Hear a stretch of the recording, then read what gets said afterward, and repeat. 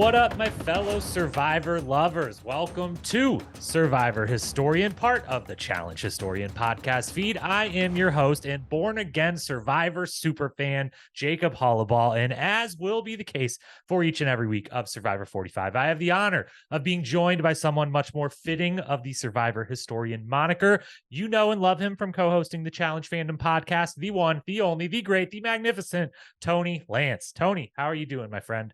Not too bad at all. Stoked to be able to talk Survivor once again. It's been a long time coming. We had quite the premiere episode, I've got to say, especially if you listen to any part of our almost 3 hour long preview podcast. Thank you. That is unbelievable of you. These recaps will not be 3 hours. We promise to try our best for them not to be that. We will see. But my expectations going into the season based on the trailer were a little tepid, and wow, the first episode, there's a lot to talk about. So we will get to it pretty quick here. But before we do, programming reminders up top. Quick ones to run through before we begin. The main one is for this podcast, Survivor Story, and Tony and I will be back every week. Now, it could be on Thursdays, could be on Fridays, could be over the weekend, could be on a Monday night like tonight. We don't know. We're not promising anything on a day of delivery. Both have very busy lives, and I should say Tony has a family, okay? And I'm poaching him to come over and do an extra podcast on top of the pod he already does and everything else. So we're not promising any day. We are promising to try our best to be here each and every week. And when that is, we will see. We will try our best to be as early after the episode as possible. But sometimes it'll be Mondays. Sometimes it'll be Thursdays. Who knows? But we're going to do our best to be here each and every week. The second program reminder then, of course, Challenge USA. Rolling on. I guess there's 3 more episodes. I didn't think that was the case, but I think there's 3 more. Maybe there's 2 more. No one knows. TV Guide doesn't even know. Okay.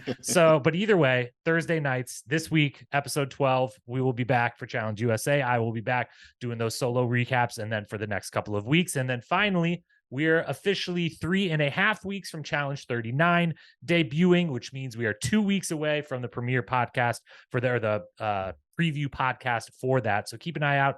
Make sure you're getting yourself hyped for what I think is going to be an unbelievable season of the challenge. And if you're not stoked, if you're one of those fans that's all up in arms about the cast, well, I think you're wrong. We'll just go with that. That's your current preview for season 39. You're wrong if you have any negative opinions of the cast. You're wrong. Come back and listen to the full preview and understand why. That's program reminders for me. Tony, what's going down on Challenge Fandom this week or in the recent history here? We did a recap of this past week's episode. It is now up and running, both on YouTube and on Spotify, as well as everywhere else that you do all the podcasting things. We're going to get right down to it. I don't even know how the timing works out on USA versus 39. There might be like a small gap, or we might actually have to pull double duty at one point of a finale of we'll be one USA week 2. into the other. If it's 14, which I believe it now is, then it will be Thursday. Finale will air, and 6 days later on Wednesday the 25th, the premiere will air.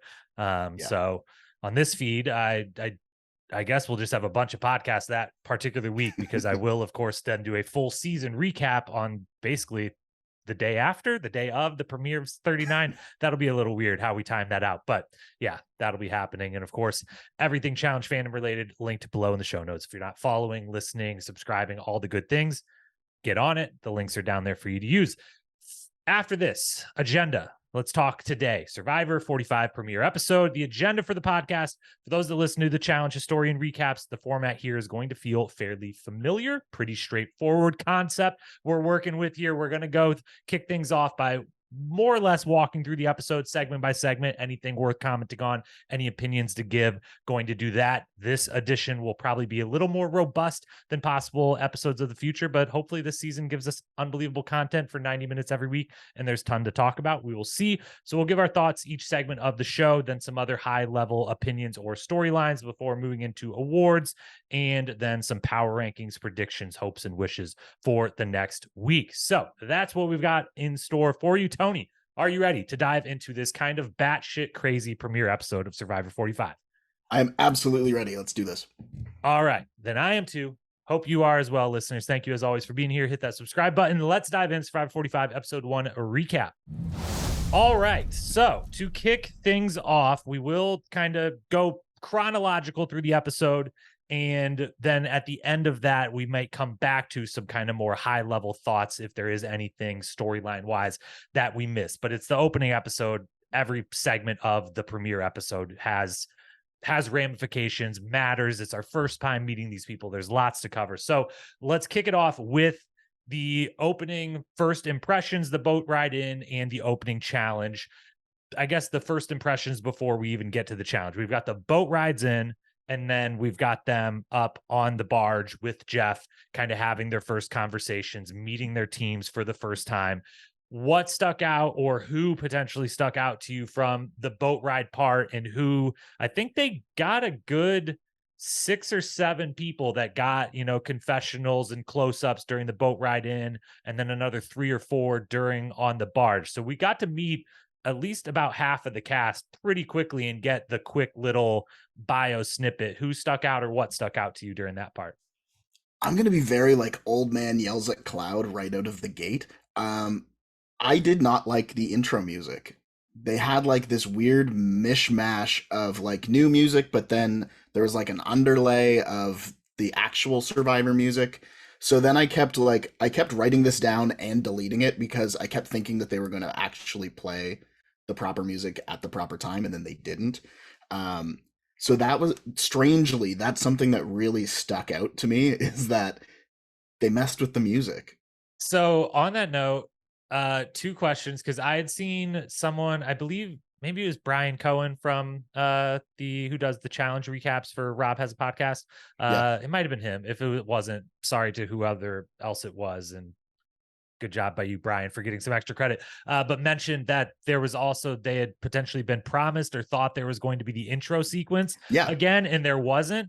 And so is that a thing that Survivor fans are clamoring for that to come back? And then my other kind of question off that I hadn't thought of, what time do you watch? You're Tony Canadian, for those who don't know. What time do you get to watch these episodes? And is anything ever different on your broadcast versus the US broadcast, to your knowledge, or not? Because that has been a thing on the challenge and a couple other shows where like the broadcast is a tiny bit different. Usually it's like one profanity word is allowed here and not here or something, but I didn't know if maybe you got an intro sequence. Who knows? No, I did not. So in Canada, Survivor pretty much, like, as far as I know, we get exactly what you get. Airs at 9 here.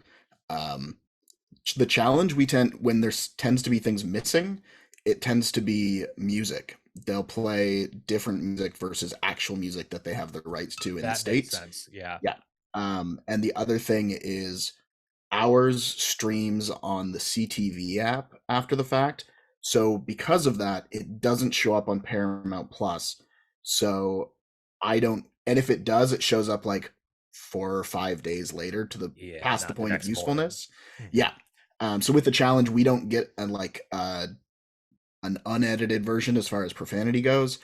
On Survivor, it doesn't really happen anyway because it's very much a CBS show.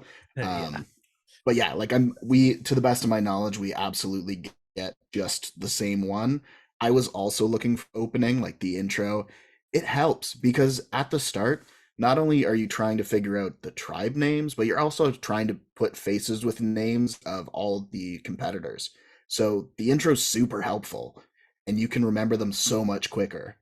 It's so necessary, and I don't understand why. I don't know. I would love to hear the argument against it if they're like, we think we have so much good content that we can't spare 25 seconds or whatever it takes. But especially the opening episodes, and especially a show like Survivor where everyone is brand new. And we're obviously going to get to this episode. I don't know what the breakdown would be in the past of the first episode or two, how much they try to balance everyone getting a little time, each tribe getting time, even, over and above the one that lost or whatnot. Obviously this episode, I don't know what the breakdown was, but Lulu got the bulk of the time. I feel like we almost didn't even see, let alone hear from or learn anything about almost anyone on the other 2 tribes. We'll get to all that. The couple people I will say, point out on the boat entrance, the first one, they open strong. It's always interesting who gets the first spot. And it's my guy, Drew. who I'm tepidly think that I might really enjoy on this show, because his opening statement is that he's one of the smartest people that they've ever had on Survivor. And that's just a great way for like a 21-year-old or whatever he is to be like, yeah, I'm clearly smarter than everyone in 44 seasons of this. Amazing. So I like that all the way. He didn't, it wasn't the most, I'm making it sound more cocky than it was. He like Yeah. couches it in like a bunch of preamble and post-amble, but regardless, in my mind, I was like, Drew just said he was one of the smartest people that's ever played Survivor. That's amazing. Hell yes. I need that type of energy. And then we knew Jake lives with his grandmother. Um, I I mean, I know student loans are tough in the States, but he is an attorney and he seems to be like, I forget how old he is, but I don't know. It seems like you shouldn't need to win $1 million on Survivor to not live with your grandma. But if you're just trying to stack checks, I'm all for it. That's a great idea. Yeah. And then yeah, those were the only ones that really stuck out from the boat ride in, other than Emily did stick out of borderline saying, I'm either going to win or go home first, because I believe she does say verbatim, Yeah. it's not worth being here. If you don't win, it's not worth being here It's a any of the waste other of days. time. So I might as well go out first. Yeah. And who would have thought that she was going to live up to that? Because then we get to the boat, and the main thing to talk about before the actual challenge itself is, of course, he talks to a couple people. It's nice. Brandon, is of the many people that get emotionally joyful of like, I can't believe this is happening. Yeah. Brandon is the spotlight of like, I can't believe I'm here doing this. Wonderful, great stuff. But then they introduce Bruce. And first and foremost, Bruce looking trim. Yeah. Very clearly in different physical shape than when he came in before, which my mind was like, Bruce, that was going to happen if you stay out here for more than a day this time. Like, you didn't need to do that coming in, dude. You should have kept, you actually kind of want some of that, I think. But Bruce gets, introduced. Everyone's like, we know who Bruce is. And it seems like it's just going to be a nice hello. Bruce is here. And then no. And then Emily is like, Jeff, I would like to speak on Bruce real quick. And I would like to say that everything he said is bullshit. And he does have an advantage, because at least a mental advantage. He has been here. And she just goes right at him for no reason, no initiation from Jeff, which Unprovoked. we heard on. I only listened to the beginning of the On Fire podcast. Jeff Probst and the host and fan, or the three people they got hosting that. We will talk about some things from that podcast that came out from that podcast a little later on, but I did get to the part where they confirmed that was not like, there was no editing. It wasn't like a question was asked to Emily or a question was asked of the group, like, does everyone agree with Bruce, or do you think he has advantages? No, it was her just being like, I would like to say this is bullshit. So were you taken aback as I was, and it seems like almost everyone was by this moment? Yeah, 100%, because it was unprovoked. It was she hadn't even been addressed yet, and it was very much like, excuse me, I don't appreciate that Bruce is here, and I don't think that any of us should give him the time of day because he's already been here. This is our adventure. You've already had your shot. It's unbelievable. She's the I best. mean, like, props to her for just being like, yo, this is how it is, but that is one hell of a, like, the same way that Brandon said that he made a very sizable first impression to 18 other players, so did Emily. Mhm. Because that was a take. Would you, if you're on the other tribe, two different opinions, we'll get to her tribe later. Yeah. If you're on the tribe with Bruce, Mhm. does her statement impact you in any way? And if you're on the third tribe, the neutral tribe as it would be in this, does this impact you in any way? Because I think it does. If I'm on Bruce's tribe, I do look at it of like, holy shit, I can't believe that chick just said this. But then instantly, and I think they reference this on Fire, of I guess that does give it, if you're looking for positives for why Emily Yeah. would do it, it does give Bruce's tribe like, we weren't even the first ones to bring it up. Like, if we Yeah. were to lose a thing, like, we didn't even bring it up. Everyone's thinking it. Everyone on the other tribe's thinking it. Like, so it like is like kind of like, here, I'll give you an excuse from this other tribe. But otherwise, like, that was, and I feel like that's even a stretch to say that's like a good gameplay move or beneficial in some way. Yeah. Mostly I'm just like, it's great TV. I don't know that it's a good idea for you. And I don't exactly know what compelled you to do it. But as we learn through the episode, Emily's going to speak her mind. If she has an opinion on something, she'll let it be known.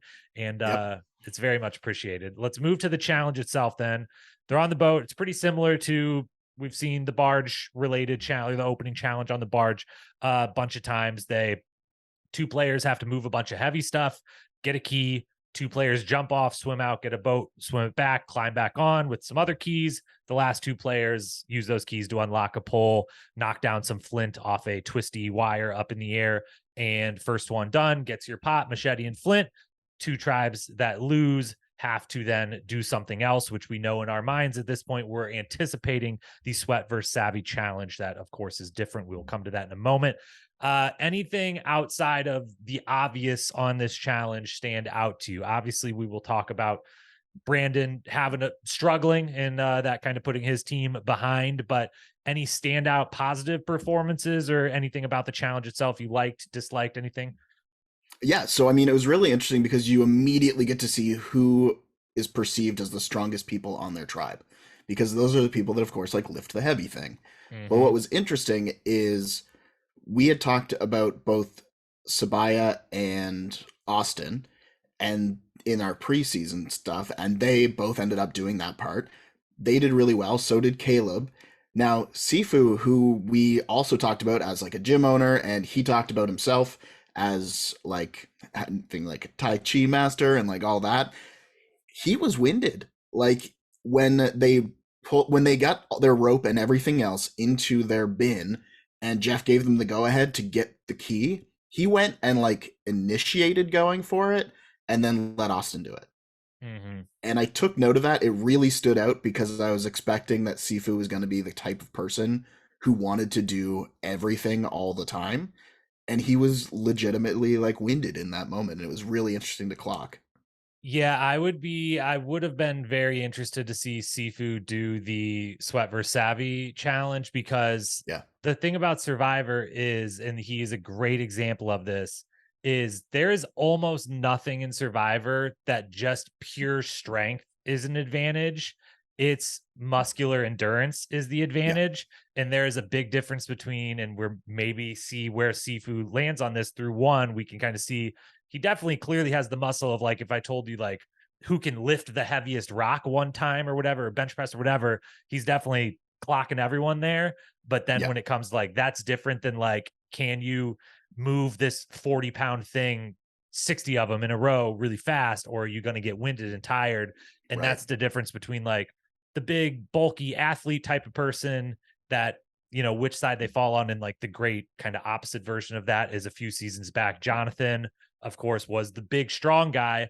But the thing about him was like, his thing was he did thousands of pull-ups every day. It was, my muscles are big, but I do muscular endurance stuff. So then he dominated any of the challenges where it came into like, can you carry a bunch of stuff? Can you drag a bunch of stuff, whatever? And it's like, not just like one movement, it's over a long piece of time. So we're seeing where Sifu falls. Yeah, it's Bruce. Did you pick up? I did not, because again, her tribe was barely shown. Yeah. Katura or Katura? I think I believe it's Katura. Katura. Okay. Good. We've come to an agreement that we still don't know. Well, yeah, and she's not the only one, because again, we basically don't meet two of the tribes more or less by the end. So yeah, those Bruce, Katura, Caleb, Sabaya, Austin, Sifu do the heavy lifting part. Julie, Jay, Maya, Brandon, Sean, Jake, and Kelly do the water part. And then those that are left from that group do the puzzle part. And let's see who actually gets the win for their team. It's Red. So Red, and I don't even know have up here who was the two doing that then. Drew and Julie. Yes. Or no, Julie did the other one. But it was Drew was the main, I think, the heavy lifter. I don't know. Again, we barely knew these people by the end, so it's too hard to keep track. The main thing is Brandon has a tough time and getting out of the water onto the ladder. And I will say Sean, who was one of my preseason favorites and who I really enjoyed in this episode, will come up again. First kind of bad strategic moment. He climbs up the ladder and clearly sees that Brandon is going to have some struggles. And he just kind of goes to the top and goes over to his team for a little bit. And then his team has to be like, hey, like, you're allowed to go back and you probably should go help. And I was just like, oh man. So no one really, it didn't seem like his team picked up on that, or no one was like upset about that or anything. But I kind of noticed of like, yeah, you kind of got to help him. Like, it would be great if Yeah. Brandon could do a little better, but like also you might want to go help him. But he When struggles and eventually needs the medical care after the challenge. So any thoughts on that? so when Brandon tried to get up the ladder, when he couldn't, he told Sean to go. And then Sean kind of did this, really? Are you sure? And he said, yeah. So he like went up with ease. But what wasn't properly explained, but I did come to understand later, is it wasn't so much that Brandon wasn't able to lift himself up. It was that he started to have a panic attack while he was in the water, and that was a fairly large impact. So, I mean, like, major props to Brandon, because he is a super fan and he comes out and doesn't have the best like first impression across the tribes, but he takes it on the chin really well. And like when they start talking Sweat and Savvy, he says to Jeff, he's like, Jeff, you know what? I'm gonna sit out Sweat, but thank you. And that's while he's sitting there with his hair in front of his face, basically waiting for medical to come. And you have to appreciate that, like, that spirit, and the person who's not going to quit, like, I guess poor choice of words for later for other people, but who's not going to just let that get in the way. They're going to find a way forward, and mad props to Brandon for it. Yeah, I can't imagine the I can, as someone who has maybe experienced a panic attack or two, I can Mm-hmm. only imagine it would be easily induced if you're someone who is susceptible to them Yep. in this environment when you're that excited and then suddenly you feel the weight of the whole experience crashing down on you in the moment that you think you're completely screwing it up 30 seconds into it. Yeah. And you remember the cameras and everything else and you're like, yeah. So pretty awesome that he does eventually get up and like roll onto the boat. And yeah, his commentary was very funny. And we were happy to then eventually find out that, everything was good. Yeah. That, wasn't, you have the quick flashbacks of like, man, we lost Bruce and another person, right away last season. And are we about to lose someone on the opening challenge? And like, thankfully we didn't. And we get to Yeah. move on to the first couple of days on the beach. So to kick this off, before we actually talk about the people on the beach, let's talk the Sweat versus Savvy journey, because it's Yeah. all going on in the first time. The first day, they send two folks from each of the losing tribes has to go, and it's already starting to be different than what we had known before, because before you still got to go to your camp and then you pick two people there and they did it, out on the beach, Yeah. separated from their tribe, but on the same beach, like down where you could kind of monitor each other's progress. Instead, this time, all four of them go together and end up finding out they have to compete head on. And it's Jake and Brando versus Caleb and Sabaya. Yep. And they have to do not pick Sweat or Savvy this time either. They have to do both. So the Sweat portion is first, they have to move 40 heavy logs 200 feet down the beach, and then go on to the Savvy, which is basically a package, is a keys or whatever, or their flint, I guess, not keys. Their Yeah. flint was connected to this rope that was all tied up around this object. And they had to figure out how to get it undone from this metal structure. And they both had an hour max. And if no one got done in an hour, they both failed. And if one got done, they won and got to keep their supplies, and the other would be the loser. And eventually, neither would win, neither would get done. They barely, I mean, we never know the exact times, but it seems like they barely got through the Sweat Yeah. portion. Like they had no idea what to do on the Savvy portion once they got there. But it also seemed like they maybe got the Sweat portion done in like 50-ish, 55 minutes and had very little time. So any opinions on who was sent or who chose themselves, volunteered themselves to go do this, or the new format of Sweat versus Savvy compared to what we've seen the last 4 seasons? Anything on the journey they took? Yeah. So, I mean, I think that they did a really good job at deciding who went, like, or however it rolled out. Because some people volunteered, some people said, like, I can do one versus I can do the other. And then they kind of figured if they have to do any one, then the person who's good at it can lead and the other can follow.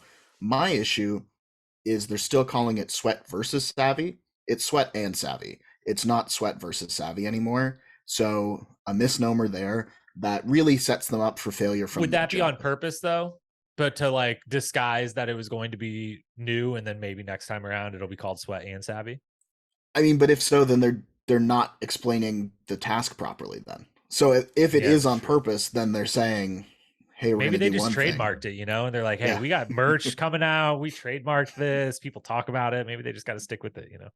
But that's the thing too, right? Like having to do sweat and savvy was beyond intense because if you think about it, any time that anyone has done sweat in the past, they are spent by the end of it because it's normally a 4 hour task or something like of that length, or you have 4 hours to complete it.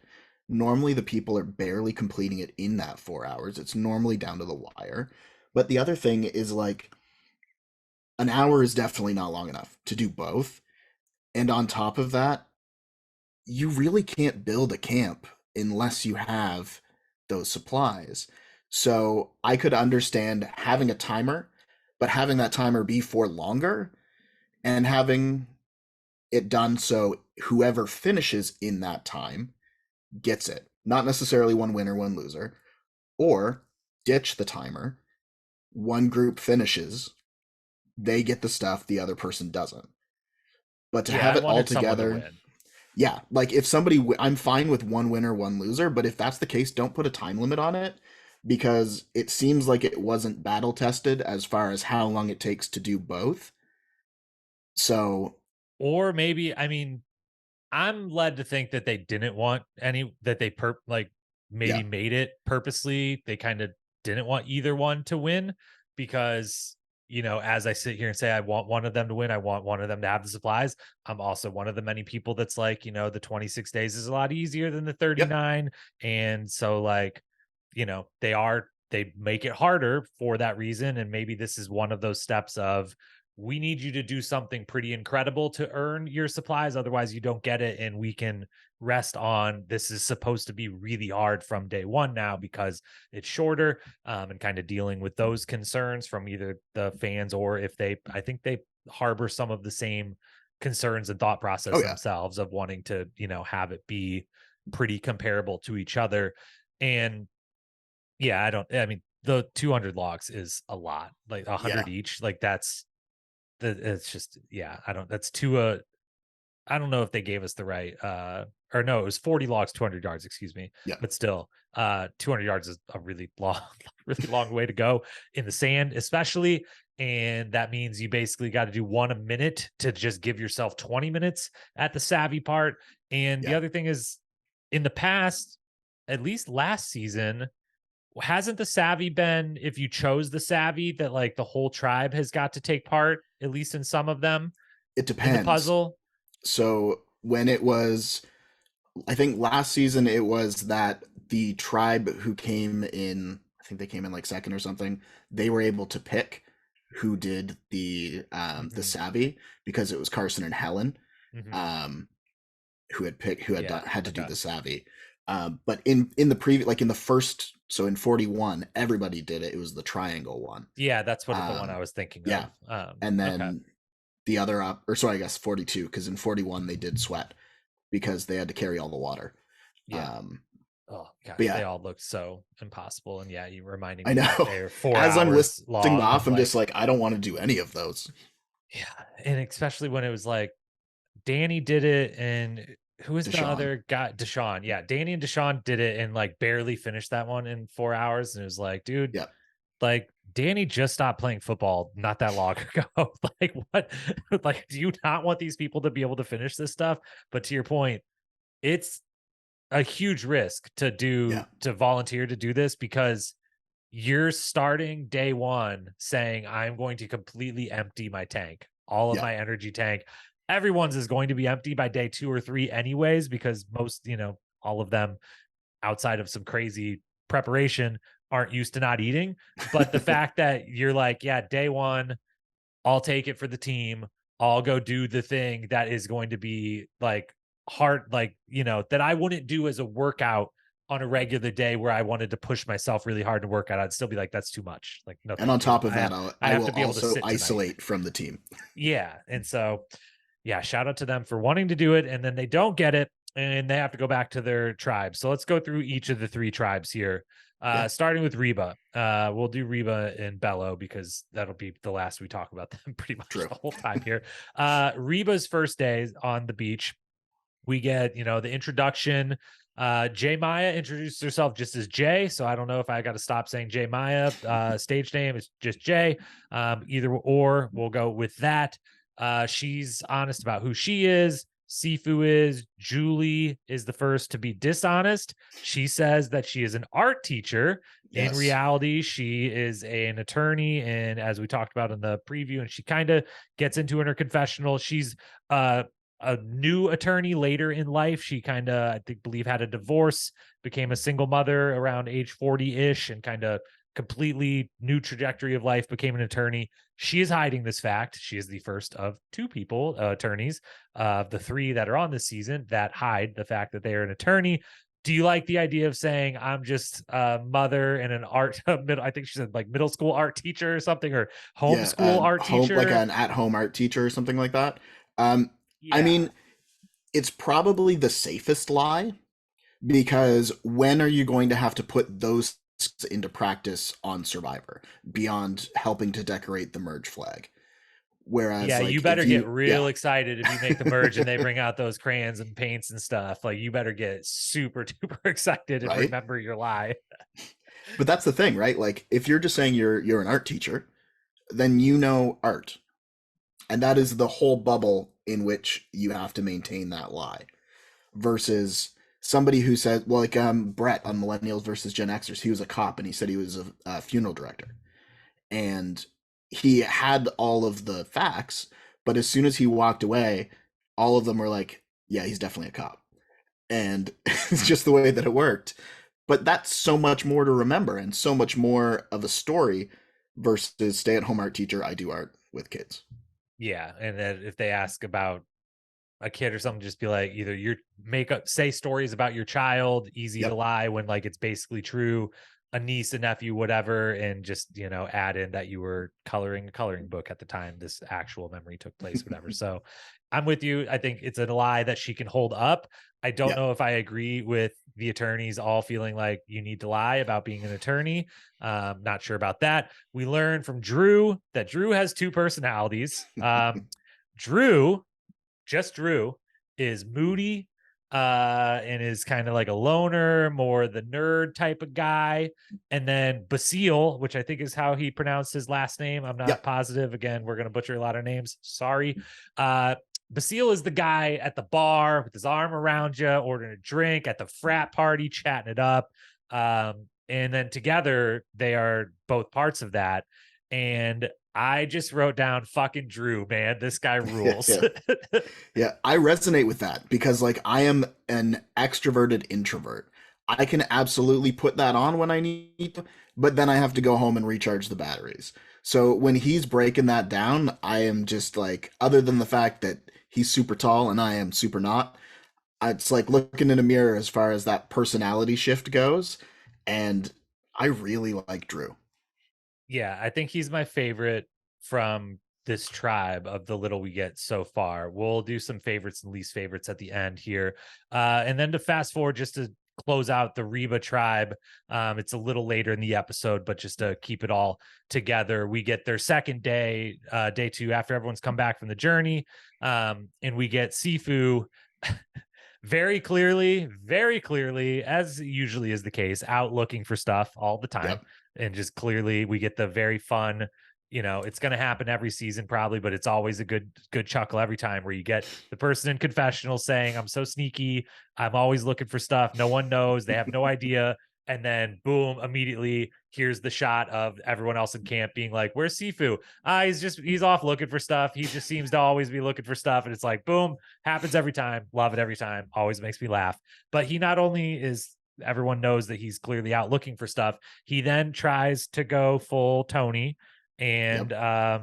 as I guess from the Twitter commentary about this, a lot of people do try to think that, and when we talk about the bios, everyone wants to be like Tony, one of the greats, one of the, an obvious path to follow or certain things that he did that others wouldn't do, like hide in bushes and spy on people, that he pulled off, and people others have not, and Sifu certainly does not. He gets caught red-handed. Just, I mean, he gets away with the first one where he's kind of in the bushes and they walk by him, and you're like, oh nice, that was like good and great camera work that you caught Yeah. this and everything. And then it's like, no, give us 30 more seconds, he's gonna get caught. And then he gets caught. And I'm all for spying on your tribe, like, all for it. Definitely worthwhile thing, worth risk at different times. Yep. Not worth the risk like on day 2. It is day 2 when this happens, so they've at least known each other for almost 24 hours at this point. But I am not doing this on the second day when, like, I need to be talking to people, not Yeah. spying on them. Like, get to know them. You don't even know anything about them to spy on in the first place. Do you feel the same, or do you enjoy, as a Tony fan, do you enjoy the attempts at, going full Tony by Sifu? I mean, here's the thing. On Game Changers, Tony went full Tony and went out really quick because nobody had time for it. Um, with Sifu, there is no information to glean, like you said, from spying on people at this point in the game. I could understand perhaps putting in the groundwork of like building a place by the well where you can hide Scouting it a later. location. Yeah, 100%, because I understand how valid that can be, how much useful information you can get when it comes to a point that you need that information. But like right now, they haven't even lost a challenge, and they're not going to, spoiler alert. But that means that there is no reason, because nobody is having the conversation about who do we get rid of to know if he needs to pivot. Right now, he should just be like hanging out with this tribe. But to your point, I mean, even Austin said when he finds his beware advantage, he has that moment, and I will ask you your opinion on that in a second, but like he has that moment like, do I take it, do I not? It's day 2, I don't know, but if I don't take it, Sifu is going to find it. And he specifically said Sifu will find it, which means that everyone is very aware at the game that he is playing, and he did not pass it off well when he was like, just kidding. Which, this is the morning of day 2, which Yeah, means, they get to their camp like what, midday on day probably. 1. Yeah. So in the precious 6 hours of sunlight or whatever they had to try to build a camp or anything, and we know by the next morning that his reputation is already, Sifu is just off looking for shit. It's like, dude, you didn't do anything to help your tribe. You probably don't even know their name. Maybe that's what you're spying on. You're too embarrassed to ask them their name again, because everyone at least knows everyone's name by now. Blunder by him. As you say, Austin finds the beware advantage. I'm not picking it up if I'm him. I'm not opening it. The beware advantages have been way too difficult. And I know people have continued to pull them off, and I'm impressed every time that people pull off what the beware advantage is. The last couple seasons, they've seemed impossible, and they have been executed each time. But I don't know. Maybe Ost is just confident. Maybe it is just that thing, like us sitting at home, we'll never know what it's like to, on the second day, see it and be like, did I come here to have this experience or not? And, maybe I would probably end up doing the same thing. Although, I don't know. It's a beware advantage. I want someone else to find it, because I want someone else to lose a vote and have a hard time getting it back. Or I might also, are you allowed to like hide it better? I think you have to put Am it I allowed back to where throw it it in the is. ocean? Am I allowed to be like, no one gets this? I don't want any, where I'm going to find all the advantages and discard them, and no one gets advantages on my tribe, because that would be my actual strategy. But I'm guessing, that they don't let you. Boston Rob did once throw a clue to an immunity idol in an active volcano. Well, because I want to do that. he had already found the idol that the clue went to. So when he went on a reward, he threw it in the volcano so that nobody else would go looking for it. Yeah, the legends are legends for a reason. Exactly. I mean, I would not touch it. Like, I would pick it up, see that it's a beware advantage, put it back, because like if you look back at Xander lost his vote really early, and it was when they had to do the phrases. He didn't get his vote back until almost the merge, if not the merge, because nobody else found the stuff. So like, I'm not there has yet to be a beware advantage that the beware has been, to me, been worth it. I understand it's different in the game, but this early in the game, I like it that it's completely on Austin. He doesn't have to rely on other people, on other tribes Yeah. happening upon something too. He just has to do these tasks. I don't know what any of the other ones are, but the first one is feasible. Yes, I'm interested to see how many steps there are and if they do involve either the other tribes or direct they've all involved either working with someone from the other Yeah, tribe who also has it, or very direct contact with your tribe members to right. have them give you something, do something with them, which is why it becomes very, very difficult. But the first one, he should be, I mean, it's tough to not get caught. Like, what are you doing? Like looking up at the sign, Yeah, but they also all, someone had already pointed it out, and maybe that was just editing them to like point out to us before someone found the beware advantage. But I think it won't be that out of the ordinary if someone is just looking like, do you think that means anything or anything? Just to like yeah. study it outside of the time when he then goes and puts it up next to it. But he's got that. Let's go from Reba to Bello then and give them their few moments here before we get to the tribe known as Lulu. Oh, Um, Bello, before we yeah, do though, I will give credit to D on Reba because D specifically said something that I want to highlight because it's the difference between D's game and Emily's game. D said, if this was the real world and Sifu pulled something like that, I would give him a piece of my mind, but this isn't the real world, so I have to hold my tongue.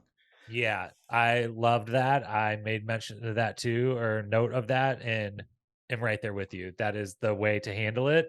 Yeah, And she, in limited time, that was more or less the only thing we got from her. She was yeah, the other one that we failed. It was her and Drew that did the keys earlier, which yes, she also did they both did very well on. So yeah, I like what we saw from D from that tribe. yeah, Then we got Bello, the blue tribe, and that means that we got Bruce, and we got a lot of Bruce because we get yeah, to the beach, and you think, I'm thinking, of course they're gonna like start with Bruce here. They're gonna tell us about him, like he's returning, and it's a story, and there's built-in story here. So of course we're gonna get a minute or two of him first, but then it turns into no, Bruce is here to be the star of the show. Although yeah, does not want to be their dad. He lets them know immediately, gives a big speech. I don't want to be looked at as dad. And it was like, well, no one had looked at you as like tribe dad yet, but okay, yep, continue, I guess.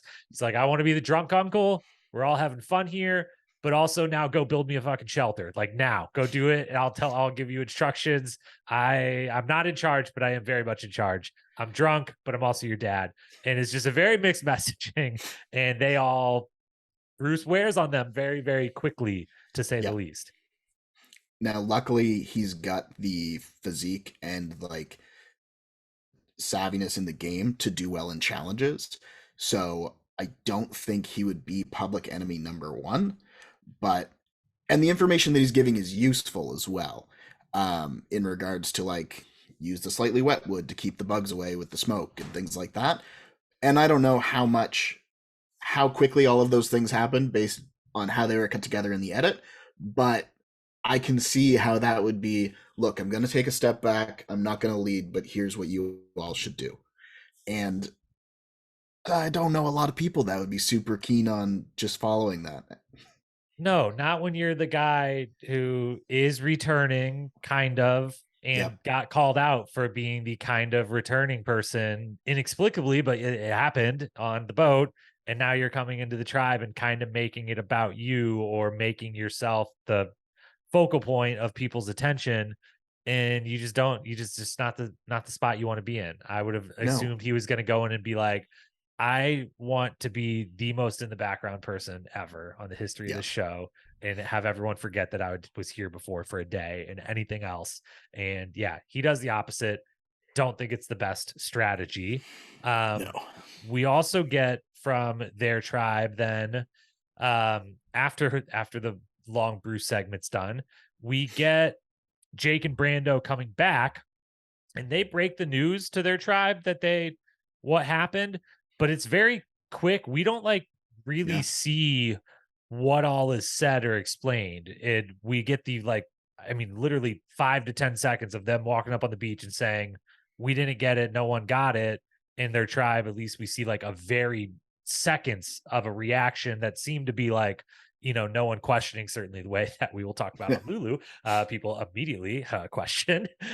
um, but I found it interesting, and I hope they circle back maybe at some point to Yeah. what people's opinions on, or if anything went down, but they kind of just like brush over it, and now everyone's there, and now the witches get together, and now we can talk Yeah. about my least favorite person in the cast so far, which I forget. I think on the preview, did you not think one of the people you didn't vibe with from the bios was Kendra? Do I It remember that was. Correctly? That is Yeah, correct. you nailed this one, my friend. You I nailed it. did. I did not peg the astrology aspect, but I definitely pegged the vibe check on it. Yeah. Uh into astrology, very witchy, from Salem, of course, so Yeah. it's gonna happen as she lets them know. And this is one of those things to, Survivor does force you to stereotype sometimes, as much as it's also trying to help you realize not to stereotype and bring that good message. And here's the thing, I know, knowing a lot of people that are into astrology or other associated things that would fall under the general basket of woo. Um, some of them are absolutely amazing, and some of them are absolutely nauseating, and it's kind of a hard divide. Like, you're kind of on one side, and unfortunately, through one episode, she kind of fell on the nauseating side a little bit to me, and it was very interesting to watch the interactions between her and Kelly, who Yeah.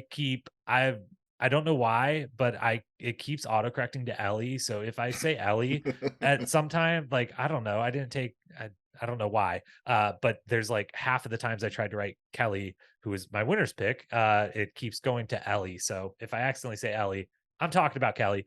Kendra, Kelly, and Katara and Kelly and Katara are like, they're going along with it. They're like, oh yeah, like, we're into it. Like, we're vibe. Oh, like, this is so great. Like, we're all Virgos or whatever sign they are. Not Virgos. I don't know They're which ones they Libras. are. One's a Virgo. Libras. Yeah, Yep. but they're all September birthdays, and they're all, Yep. happy about it.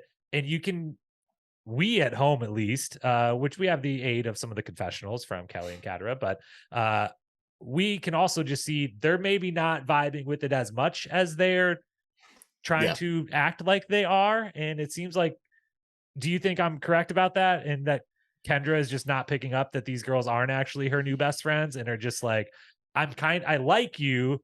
I Yeah. don't like you the way you seem to like us, but I like you, and I want to work with people naturally. So again, back to like Dee's thing of, maybe they would react a little bit differently, not a lot differently, but a little differently to this in the real world. But in this moment, they're like, I like you a little bit. And in this moment, that means a lot of bit. And we can go along with how much fun you're having and letting you Especially with be. Kelly, Yeah. because Kelly had a great confessional about it when she said that, like, it's not her vibe, but they're vibing on the same level. And I think that really sums it up well. I It's funny because, like, the like Salem mass side of things, I'm totally down with, like, totally my vibe. Halloween's my favorite time of year, like, all of that. And then the astrology side of things, not so much. So the fact that it was mentioned 3 times by the time that we got to the camp about being a Libra or astrology, I was like, okay, I do not want to prejudge someone based on a very limited amount of information, but right now I am keeping you at arm's length in this game because I don't know how I'm gonna do long term. And I'm sure she's lovely, but like, I would struggle on the Belo beach. Yeah, for sure. And agreed with Kelly's commentary. And that moment made me happy in my picking her to be winner. I'm like, okay, there's some good, the limited we're getting here. I feel positive of that, and we got smart. Yep. To wrap this up though, Kendra does at one point, she's the first person to say final three, which I don't know what the Yeah. record is, but it was on day one that she told the other two women final three, and like was dead serious. It's like, what are you doing? Like, what? And wanted to get Jake out. Yeah, and then wants to get Jake because he's a lawyer, and Yep. Kendra wants to get the lawyer out, which then Katara is like, thank God I said I was an office manager, because she is the second of the three attorneys to lie, and then goes and we get the funny scene of her asking Jake what it's like to be a lawyer, which what do you think it feels like for Jake to watch that back? And I'm gonna be a little judgy here. Jake is younger than her, so we'll give him that, but like she's, I'm guessing, done more in her law career than Jake has, Yeah. given their age, and that he maybe just graduated law school, like maybe. um, and she's been a civil rights attorney for like, I think she was like, what, 32, 33 or something. So I think so. maybe for close to a decade. So what would you feel like if you're Jake watching it? Oh, Jake is 26. So he's been out of law school for like, what, 2 years? Probably graduated around She 24 referred ish. to him as a baby lawyer, I think. Yeah, like he Yeah. just started, and she's 34. So yeah, she's got about a decade of actual experience.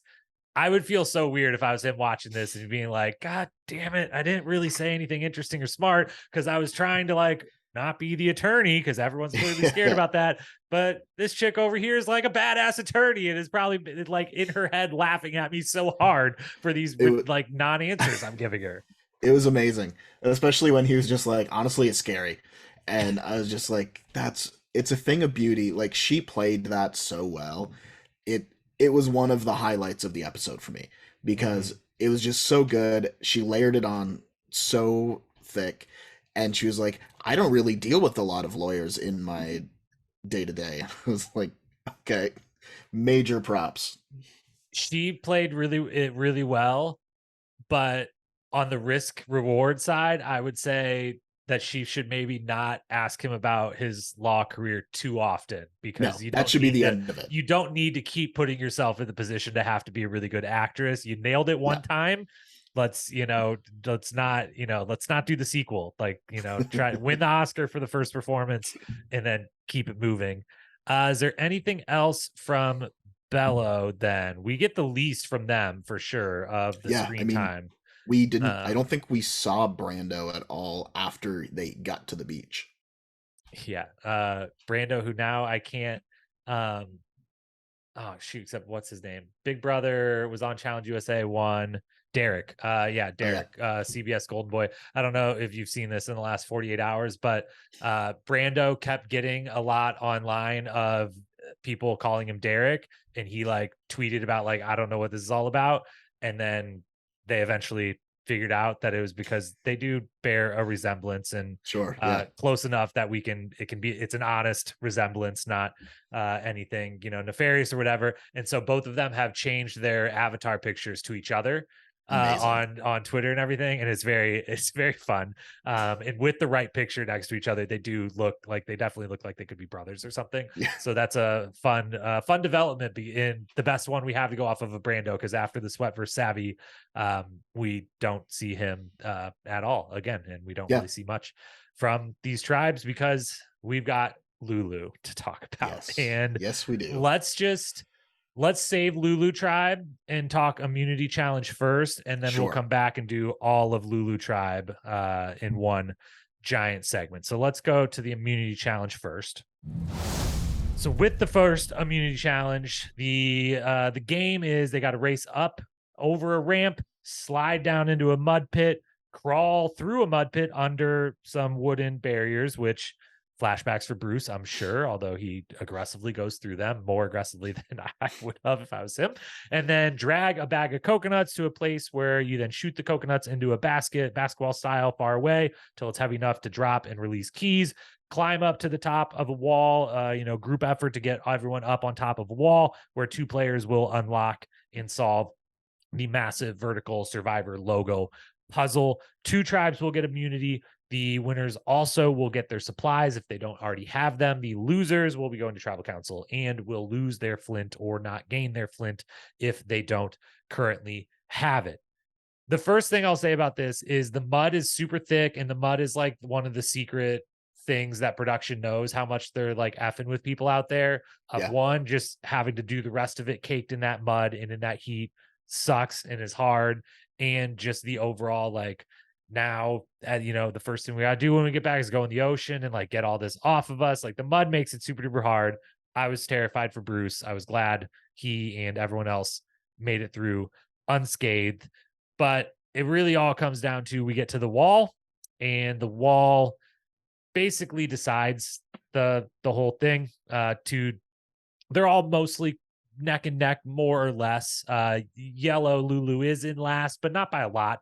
When they No. get to the wall, certainly not by enough that like the puzzle would still be an equalizer. But Lulu doesn't. They get up the wall a long time after the other two, and by the time they do, the other two are basically done with the puzzle. Any big takeaways from what we see from any of the three teams, especially red and blue, since we won't be talking about them again the rest of the episode? Bruce ran up that wall. Like, I thought he was it going to was, fall. I was I so was so worried that he was scared. going up and veering off. So Yeah. when he grabbed onto someone's hand, I was so happy because I thought he was just going to try to run up himself. Um, yeah, I mean, I I give the man props because he got taken out due to medical injury like 12 hours into his first season, and he did that huge jump off the barge in the very first, like in the marooning, and then he has not done anything at any less than 110% since he has been there, and he throws himself at everything. So kudos to Bruce, but like I would be taking it a little bit slower. Yeah, for sure. But I mean, I guess that's the right, that we have the wrong mentality. His Yeah, mentality is the right one. Like, attack it. And I think he says that, right at the beginning, his first confessional. But his run up did scare me. And then the wall was scary in general because his run up scared me. I thought he was falling for sure. And yeah, then we do have poor Brandon does fall from like the top and yeah. slides down and lands on his head and neck and slowly collapses into the mud. And I thought he was paralyzed. I thought, and thankfully, I have, enough of watching reality TV history to know that in my brain is wired enough to, in the instant I think he's paralyzed, but I also know they wouldn't have shown it if he was. Yeah, And so I know that he's okay to he could be injured, but not like that kind of injured. But it takes a second or two for my brain to think that. But it doesn't take a second or two for Jeff to tell him to get the fuck up and keep yeah. going. And tell him And I this is what laughed Survivor's about. so hard. I was like, dude, he looks like he might be dead. Like, if you told me like that looked like the football player that does a tackle the wrong way and suddenly everyone's down on a knee and the game stopped for an hour. Like, I Yeah, was very nervous. And Jeff, maybe it's like cut, maybe there was a little bit more time, but in, a couple extra seconds, but Jeff is just immediately like, this is what you came for, the Survivors. Like, damn, dude. Okay. Like, you're here to pump them up. And he gets up and they do get up. And now then the third and final scary part was their team uses the buffs instead yeah, of their hands. And I don't know. I don't know what those buffs are made out of. You have one. yeah. That doesn't seem They're, like enough to hold the weight of like Brandon or any of them on, like just holding on to just the buff. It feels like it would have snapped. And I thought for sure it was going to snap and see, Brandon might actually break his neck on the second time around. And thank God it didn't. But I don't think I've ever seen I that done before. no, it hasn't been done before to the best of my knowledge, and it was really smart because they are like a stretchy sort of material that, but they also when they get to a certain like tightness, they just kind of they feel fairly solid. So I I would have been very scared to be someone like Caleb who like ran up, jumped up, grabbed them, and then was like pulling himself up with them. Yeah. Was That horizontal to the was ground. Like, if that yeah, snaps or you like fall, like you're falling straight back on your back head, whatever. yeah, but props to Caleb too, though, because like he ran and scaled the wall first, and then he was helping people up from the top. That wasn't working, so he went back down again and started helping people to get up from the bottom. Sabaya also took a nasty fall not long after Brandon, and almost took out Emily with her because she was fairly close to the top as well. But the buff was brilliant. Like I wrote down that the buff is probably like one of the smartest things I've seen done in challenges when you have everything at your disposal, but at a certain point, like your own drive to win, you need that something extra, and they were able to quickly decide that like these are going to be the best option for us to pull people up, and it worked. Yeah, I'm glad it worked. The people that make the buffs for production or whatever had to be thrilled to like look at the quality of what we put out there. Okay, Yeah. bet no other show can say this. I bet their stuff would rip right away. So props to them, and then props to it's Drew and J Maya for the red team, and Brando and Kelly for the blue team. I really need to fix this. Make sure it all. I'm just going to control F Ellie to Kelly before I do any podcasts in the future. They are the puzzle masters for their team. It's of all of the puzzles, it's probably the easiest one. It's the Survivor logo, and so it takes some time and composure, but it's pretty straightforward to put it together. At least, especially given the lead that they had, to not be fretting over like we don't need to get first or second necessarily here. We just need to get either one, and the other Yeah. team's not up here, so we don't know exactly. We give them positive marks, those four, for their puzzle skills, but not the strongest test of their skills, certainly. No, But it was they're hard safe. too, though. It was hard to tell what anybody on red or blue was doing because Mhm. they were only used as a contrast to Lulu. Yeah. Like Lulu was the main focus in not doing so hot, and they were only used in contrast to them. In like Reba's almost up, Lulu's still struggling, or Belo's at this part, Lulu is back at this part.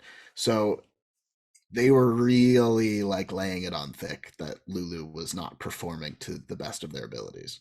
Hard to grade beyond passing grades for Belo and Reba, but Yeah. otherwise, well, lots more to learn about them. But there was a lot more to learn about Lulu, which we did. So let's turn to them now. What a mess. What a Yeah. mess. um, we'll go back to the first day or two pre immunity challenge here, but they, on their first day on the beach, I believe, let's see, the first time we see them while the other two are away, Emily literally can't wait one single second. They do not get introductions out. They do not get, what's your name? What do you do? Give us your 30-second elevator pitch story. It is Emily first sentence out of her mouth is those other two that left, like they're the target. They're strong. They're the athletes, whatever. And we're all four against them, right? Like she Yeah. just goes in so hard. And I wrote down, she sucks so hard. It's the best thing the show has had in years. I I wrote continued to feel the same throughout the whole episode. I love her so much, but she sucks so much. I wrote Emily is playing for day 37 in a 26-day game on day 1. Yeah, very much. Yeah. Yeah. She's trying to win that final four on day one when there's Yeah. 24 of them. And she She didn't sees four even people on the listen. beach. She's like, there's four of us left. Let's do There's this. 3. It's like, yeah. Brandon Or yeah, wasn't even 3. there yet. Oh yeah, because he was. Yeah, it was Yeah. literally 3 of them. At least she didn't say final 3, It's so true. she didn't get too ahead of herself. But she also like would not be swayed. She's like, if they don't come back with anything, they got an advantage and they chose it over helping us. Yeah, Which goes back to the whole thing of like somebody needs to win and somebody needs to lose, because otherwise they're just coming back and saying like, yeah, we didn't get anything, they didn't get anything either. I understand it's the first time ever in the new era that nobody has won Sweat or Savvy, but yeah, it totally happened. We didn't get anything. And it's she's just too like, easy for the that's stories to bullshit. line up too. Yeah. Eventually, they'll get to talk to the other tribe and they'll find out the Yeah. stories line up, and it's easier for that to line up than if one tribe said, well, I didn't win anything, but like there was an advantage up for grabs, or Yeah. they're like, we had to make a decision. So like there was options for what could have happened to your team or whatever. Yeah. So yeah, she's sus right away. Brandon gets dropped off. He's embarrassed. He tells them he doesn't even remember like getting up onto the boat. He, had a panic attack, full of anxiety, but he is playing it off in the only way I think you can go about it, Same. which is very Yeah. self-deprecating and, embracing that like this was really bad. And I would understand if you guys are very worried, but we're going to try to make jokes about it. We're going to be self-deprecating. I'm going to try to cheer myself up, cheer you up, be a fun guy around. This would be the opportune time to say that he did not just have this energy in the show, but off of the show. Yeah. He was pretty Oh my hilarious on God. his commentary about himself on Twitter and social media sites, including the one that obviously I still hate Brandon because the Catan comments, but like if it wasn't for that, Brandon would be my favorite person, but I still have to stick with I hate him. So sorry, Brandon, that's just how it is. I think you're the best, but I also hate you, I guess. But he played right to my I saw heartstrings it. as the leader of the Fessy fan club of dropping this might be a bad time to ask, but I want to go against Fessy in a hall brawl tweet, which was just incredible. So a lot of that energy from Brandon, which I think is the Yeah. right move, is the only move. Yeah, totally. And like it works for him and he does it so well and he is so genuine as well. Like when he's having the conversation with Hannah and she's just like, I don't know if I can do this. I just feel like I can't cut it. I just want to be in my bed. He's really good at sitting down with her and calming her down. And I mean, it doesn't last for her, but he is a really good, I think he's a really good person to have in your camp because he's able to like bring those chill vibes. He keeps everything light even when things do get dire. He still is able to put like a positive or humorous spin on it. Yeah, like I do really like him. Um I'm like amazed at the tornado that is Emily. Um she because she follows up yeah, her original comments of saying if they don't come back with something, it's bullshit, and they have a reward with the moment they walk back up and the words come out of their mouths. We didn't win anything. No one won anything. The words aren't even out of her mouth, and she at all. has turned around and says, "That's BS. They got something. They totally have an advantage." Just walks away all mad, and it's just like, I mean, we kind of already at this point knew this tribe was going to be a little chaotic and a mess, and it was going to be an entertaining first episode. But that's the moment where it flipped for me of like, oh, this is going to be hilarious for the rest of the episode. Whatever happens, this is going to be hilarious. So she's on a warpath. Sean, who definitely you could see that I noticed some principal vibes on day one from him of like, we're not really that far along in building. I know we don't have materials, but also like kind of principal slash project manager of like, Yeah. come on, children, let's get back on task here. No, we got therapy sessions over here. We got vendettas brewing over here.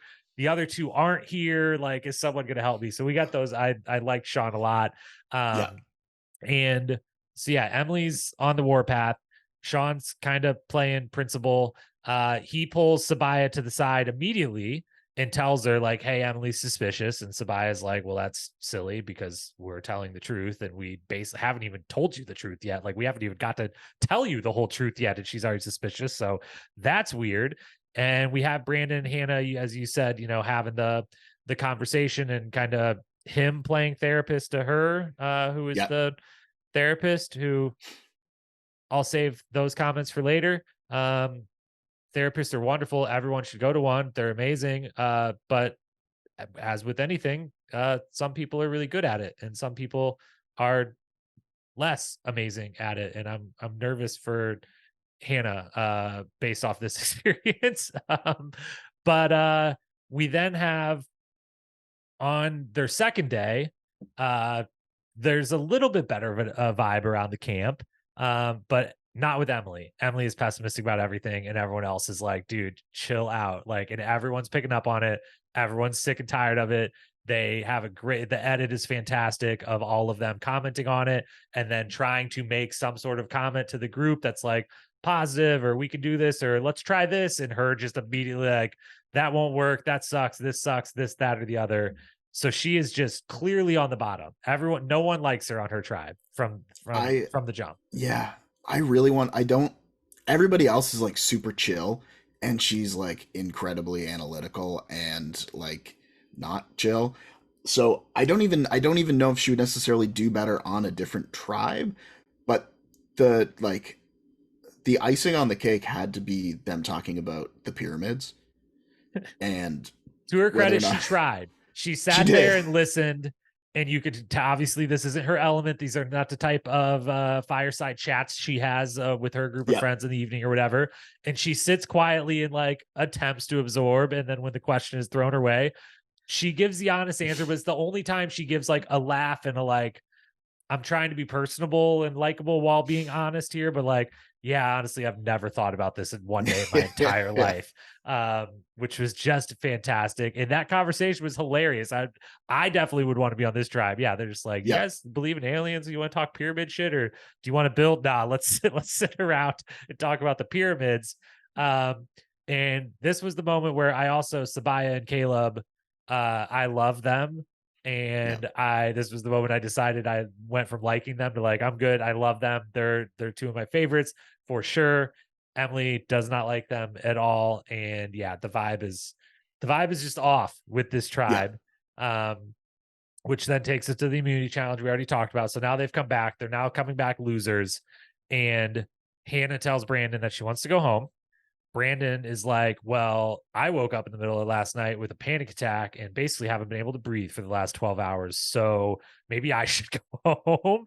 And then they all go, Brandon, I think, tells Sabaya and Caleb that he himself is a liability and that he's going to play a shot in the dark, which Yeah. makes absolutely zero sense. If So you're a liability, if you want to go home because you think the panic attacks are too much or whatever, like, I don't know where the logic went, or maybe just in those moments, definitely logic maybe goes out the window because you're just so overwhelmed and stressed.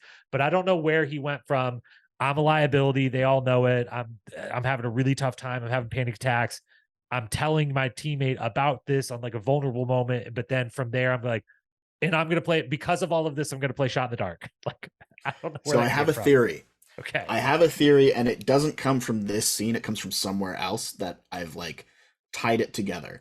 So when they were leaving the challenge, there was like a voice. Brandon had like a voiceover, and he had said that he now has to go and vote for somebody on a tribe that arguably everybody else outperformed him. So I almost feel like he wanted to play his shot in the dark because he couldn't bring himself to vote for somebody who, for all intents and purposes, had outperformed him in the game thus far. That's how I took it. But then, like, Caleb and Sabaya took it as you don't trust the alliance you're in, so you're going to play your shot in the dark because you think that everyone's gunning for you. But the other thing that I wondered, based on like his wording, because he said it was like an acid reflux thing, and that he has acid reflux, and at home he takes medication. The way that he said it, it almost seemed like they didn't allow him to bring that medication with him. Like everybody has a med kit where like the production has it, so they have access to their medication that they need, everything like that. So I would be surprised that like that acid reflux wouldn't be something that would be under that umbrella of fine to bring your And they wouldn't medicine. let you have some Tums. Yeah, exactly. Like I don't know. Yeah, and I don't, it could be there and it could have just been the wording that threw me off. But when he said like at home he takes meds for it, made me think that he didn't have meds for it there. Which, as somebody who has suffered from acid reflux, that is a hell of a thing to not have access to medication for. Yeah, could it be the meds they're allowed access to is stuff that they take regularly, and maybe this is something where like he has it for when it like flares up or Right, whatever, for when but it isn't flares like up. I take this every day or like preventative or anything, and so it doesn't fall under the, It like could it's be. only regular preventative everyday type of Yeah. stuff that you get to keep or take. uh who knows, but he might play a shot in the dark. Everyone hates Emily. Emily tells Hannah and Brandon that Caleb and Savia are the strongest duo. They have to be broken up, which Brandon, thankfully, immediately goes and tells Caleb, who is just the whole time, Caleb and Sabaya both, but Caleb like wears the expression on his face a little more of like, you guys made us do the heavy lifting on the first challenge. And then you made us do sweat for Savvy, and that sucked. And then we came back and everyone called us liars. And then we tried really hard and all of you fell repeatedly on our heads at the next challenge. And then we come back here and everyone says, you're strong, you have to go home. What the fuck did I do, dude? Like, what, how in the world is this my first 24 hours on this island? Like, this is such bullshit and I don't understand. And I'm right there with them. I'm just like, yeah, uh, it wasn't, you might get targeted later on your tribe because, or in a merge or something because you're like pretty athletic and seem cool and everyone's going to like you. And maybe you're smart too, who knows? But like on day one, the fact that Emily is just like technically we've failed at everything that we've put them in. They've got a good effort, but we have collectively failed, but we're still should get rid of the two people who are supposedly the ones that might help us win something ever. Brandon's Yeah, vacant stare while Emily was talking was my vacant stare at the TV while she was talking, because she said, like, Caleb is our target, despite the fact that he completed over 50% of the challenge for us, because which is her Caleb reason. and Sabaya are clearly a tight alliance and will obviously pick us off one by one, despite the fact that they are two people against four people who therefore do not even have the ability to pick one of them off, let alone multiple of them off.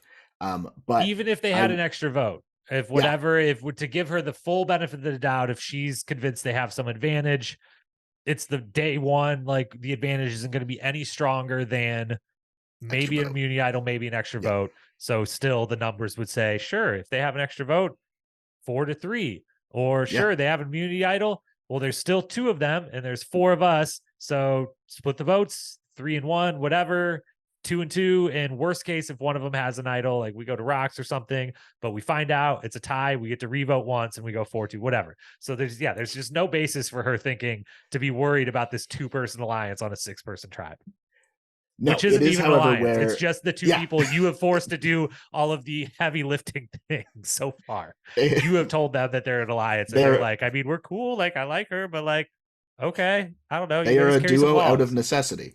Yeah. And like, so Caleb tweeted, "Is it normal to have a bunch of people apologize to you at your premiere party asking for a friend?"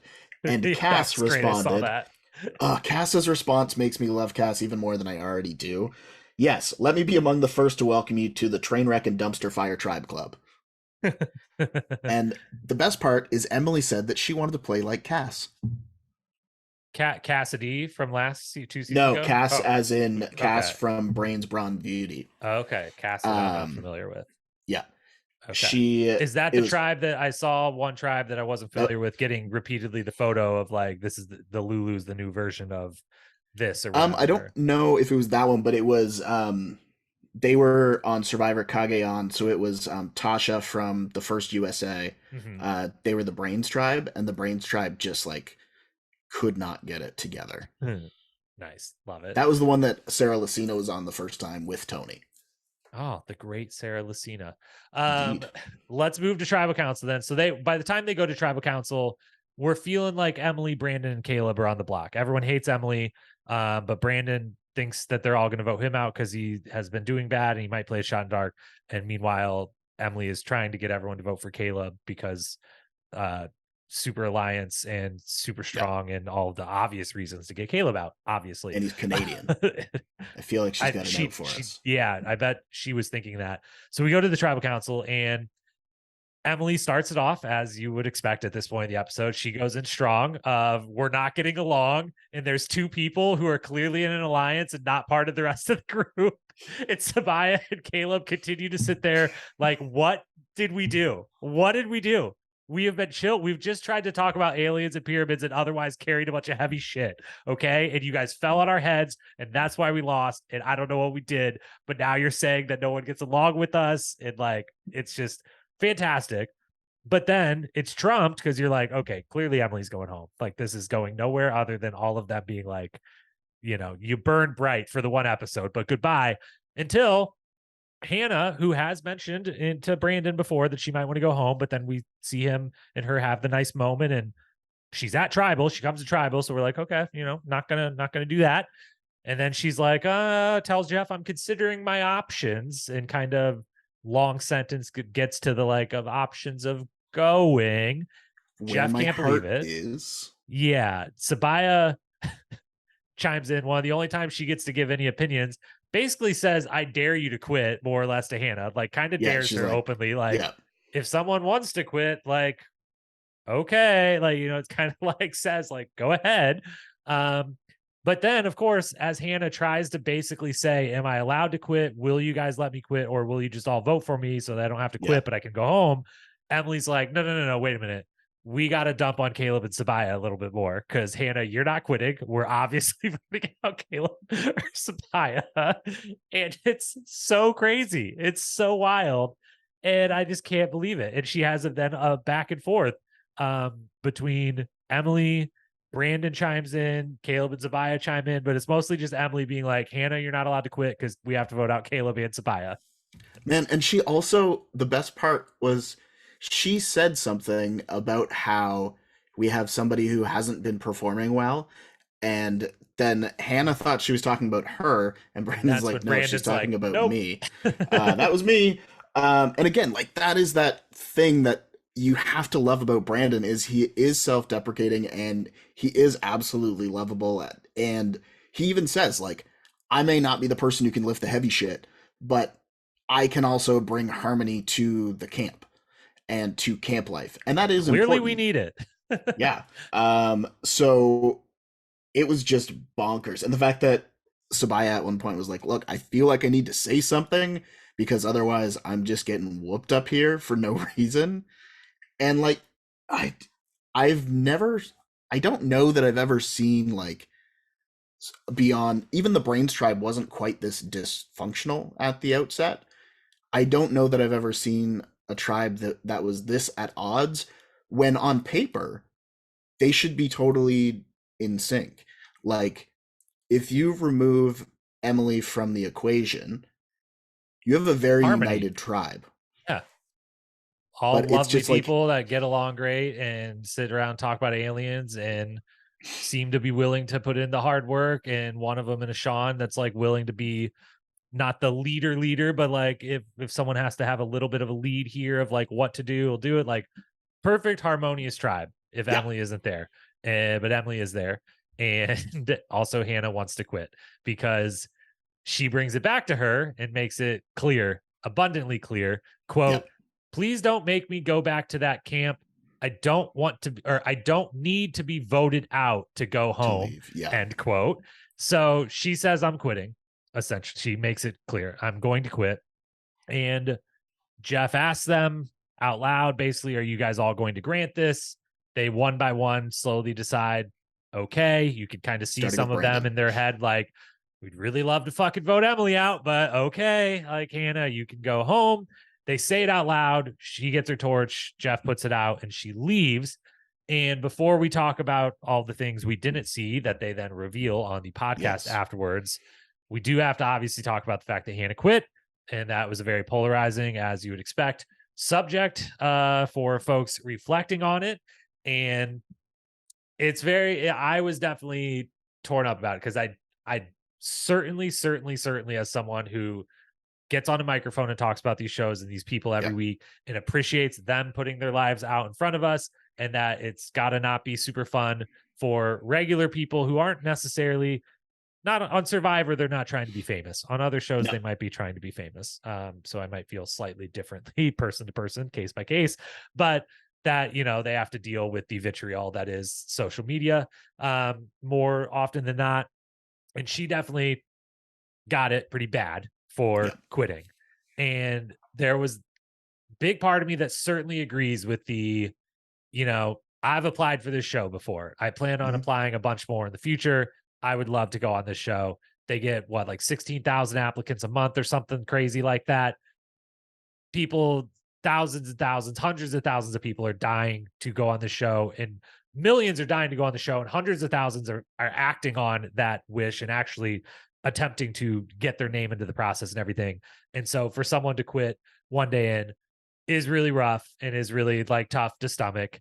And but I also then have the side of like, it sucks that we can't just eliminate the people that are like really nasty about it versus Yeah. just saying that sucks and I wish you wouldn't have like been there, or, you know, I wish this wouldn't have happened, versus like saying horrible things about a person who isn't a horrible person, just Yeah. quit a game because 24 hours in they just had to hit that vape pen. And like, I get it. Okay, again, I did we say this on the preview, did this come up on the preview podcast, or was it just maybe I was just talking to someone about it the other day. Yeah, it was at I was at an engagement party this weekend and found a fellow Survivor fan who was talking about this.